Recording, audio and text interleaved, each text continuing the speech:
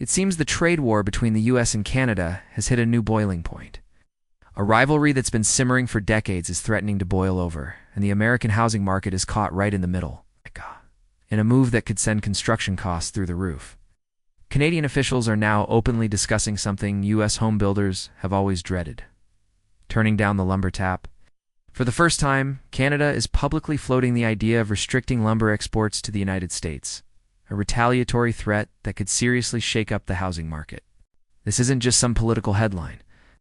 It's a potential threat to the supply of the 2x4s and plywood that framed the American dream. And it's all happening at what feels like the worst possible moment. How did we get here? And more importantly, what does this escalating crisis mean for the price of your next home and the stability of the US economy? The answers are more alarming than you might think. To really get what's happening today, you have to know that this isn't a new fight. The battle over softwood lumber is one of the longest, most bitter trade disputes in modern history. Think of it as a 100-year war fought with tariffs and lawsuits, instead of soldiers. It all comes down to one big disagreement. In the US, most timber is cut from privately owned land, where prices are set by the free market. But in Canada, the vast majority of timber grows on what's called Crown land, owned by the government.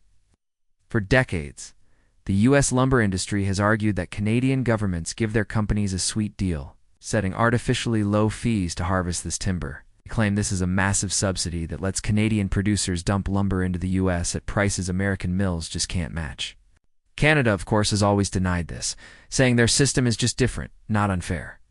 They often point to international trade rulings that have sided with them. The disputes never really go away. So began this vicious cycle. The US slaps duties on Canadian lumber, Canada fights back legally. They might call a temporary truce, like the Softwood lumber agreement of 2006 that brought a few years of peace. But that deal expired back in 2015, and since then, the fight has been back on, with each round getting more intense. This long, bitter history is the backdrop for today's crisis. The new battle. The unprecedented escalation. So, what makes this time different? In a word, escalation. The simmering feud has erupted into a full-blown economic firestorm. The latest chapter kicked off when the U.S. Department of Commerce announced a major tariff hike.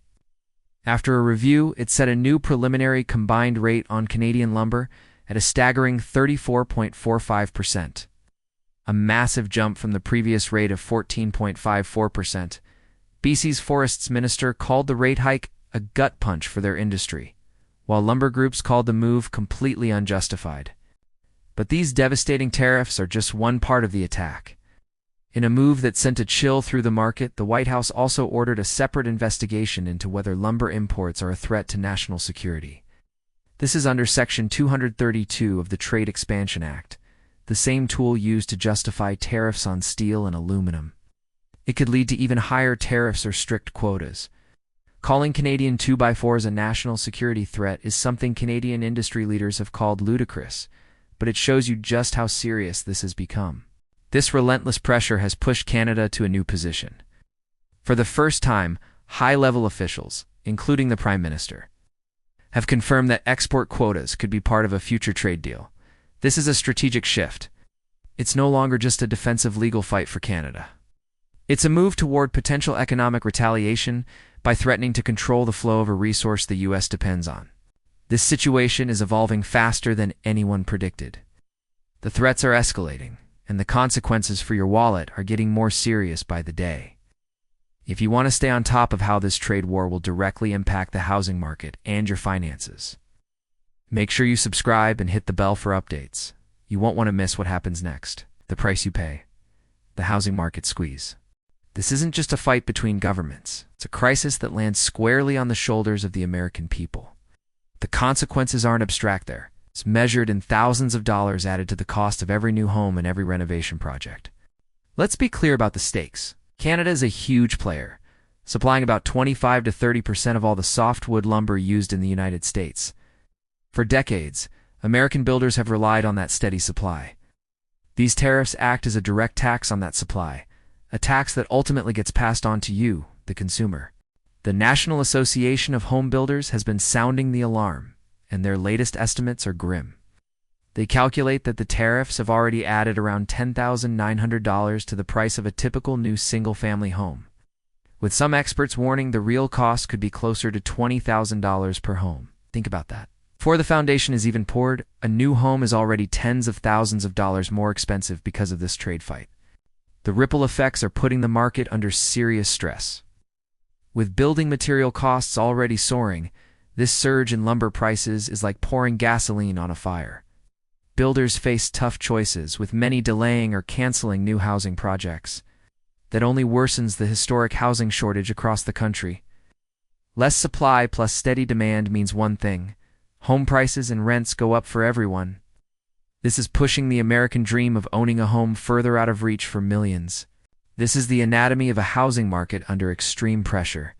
It starts with a supply shock, which leads to soaring costs.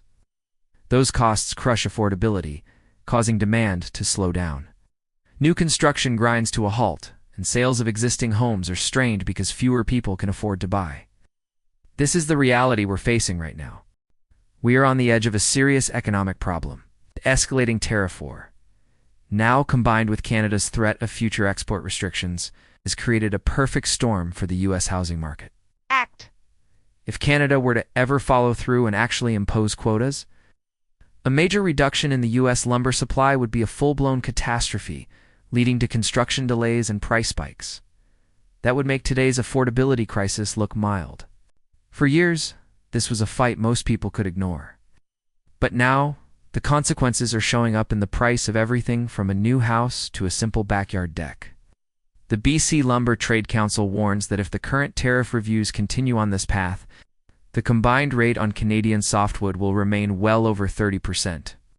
Meanwhile, small Canadian producers, who describe themselves as collateral damage, face retroactive duties that could force them to shut down, straining the supply chain even further. This is the story of how a decades-old political squabble is spiraling into a direct hit on the financial security of American families. The dream of home ownership is being squeezed by taxes and trade wars. The road ahead looks rocky, with no easy solutions in sight. The only certainty is that ordinary people on both sides of the border will be the ones who pay the price. How has the rising cost of housing or building materials affected you? Have you put off a renovation or struggled to find an affordable home? Share your story in the comments below. And if you want to keep getting the real story behind the headlines, make sure you're subscribed with notifications turned on. This situation is changing daily, and we'll be here to cover every development as the crisis unfolds.